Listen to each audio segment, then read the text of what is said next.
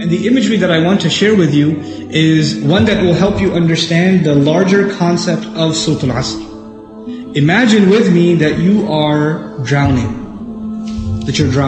And you are unconscious. Two things. You're drowning and you're unconscious. Do you have a lot of time? If you're drowning and you're unconscious, do you have a lot of time? No, you don't have a lot of time. Which means your time is running out. And you know in Arabic, what word is used for when time is running out? The word for that is al-asr. Al-asr literally means time that is running out. It's the last part of the day when the day is running out. It's time of asr prayer. Okay, asr literally comes from asir, juice that is squeezed out, time that's being squeezed out of your hands. You know, asr al-thawba even it's used. That you take a cloth that is drenched in water, and when you squish it like this, all the water comes out. Asara as a verb is used like that, right? To squeeze it out. So Allah talks about this time. You're drowning, you're unconscious, your time is running out. What's the first thing you need to do to be able to survive if you're in that position? If you hope to survive, what's the first thing you're going to need? What do you think? Wake up. That's the first thing you're going to need. If you're unconscious, then you're finished.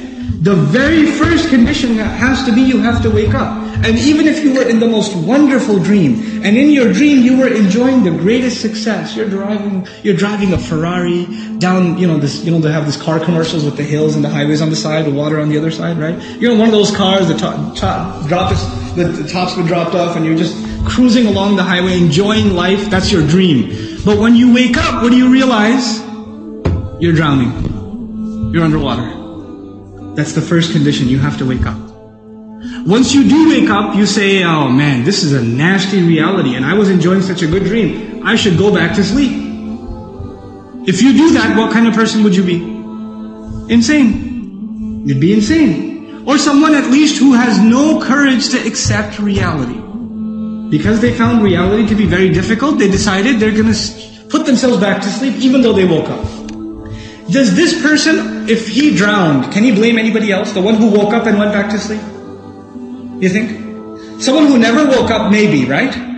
But the one who woke up said, this is not good. And they went back to sleep. They have no one to blame but who? Themselves. They have no one to blame but themselves. Now, let's imagine that they did wake up. What do you have to do next? Oh, it's pretty bad, I'm drowning.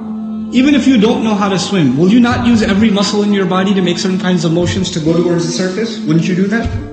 And you will make certain kinds of motions that make you go further down, and certain kinds of motions that will make you go up. And once you discover which ones help you go up, you will only do those, right? You will do those. In other words, the first thing was you have to wake up. The second was you have to swim.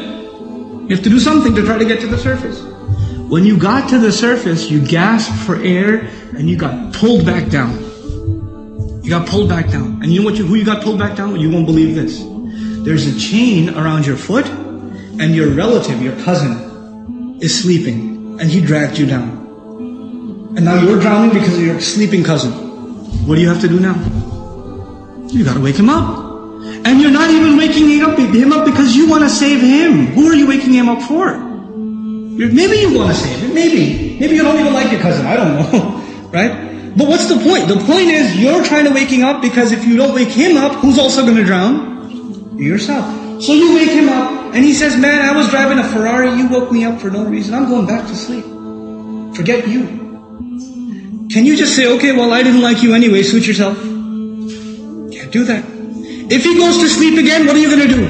No, man, wake up, let's go. You can't give up. You can't not accept reality. And you have to keep trying to wake him up until he finally says, okay, fine, what do we do? He says, you say to him, let's swim together. Both of you come up together. The third time, you both get pulled down by your grandmother, by your aunt, by your neighbor, by your son, by your daughter. Does the process continue?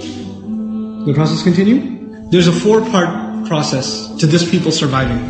The first was they had to wake up themselves. Then they had to try to swim. Then they had to tell other people that they're tired too. This is the truth. Let's go. And even if they got tired and one of them said, man, I can't do this anymore. We've been doing this now over and over again. I don't know if I can do it anymore. And the other one says, no. We are all going to survive together. You have to do this. Come on, let's go, let's go, let's go. Keep going, keep going. You ever see those kinds of movies where they're trying to escape from some army and one of them gets tired and says, I can't run anymore. What do the others do?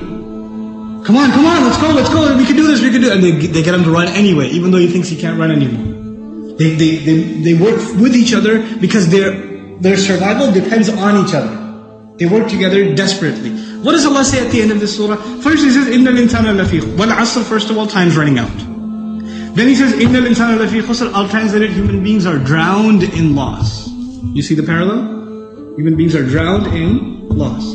What's the exception? إِلَّا الَّذِينَ Those who believed. Believed what?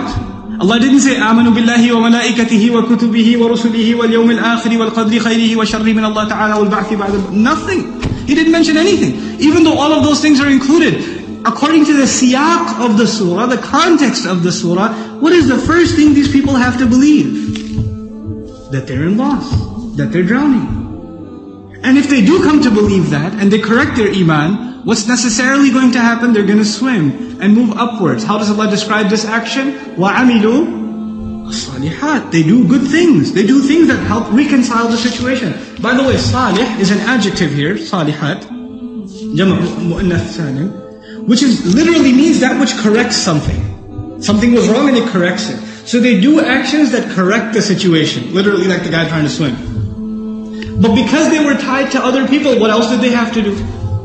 وَتَوَاصَوْا بِالْحَقِّ. They had to tell the other the truth. And it's not even أَخْبَرُوا عَنِ it. They told them about the truth. No. They had to wake him up and let's go, we have to go. No matter, and over again. Tawasi even has takrar in it. It has repetition. Over and over again they said, this is the truth, this is the truth, this is the truth. You know why? Because the people you're trying to save, even if you wake them up temporarily for 20 minutes, 30 minutes during the khutbah, guess what happens when the khutbah is done?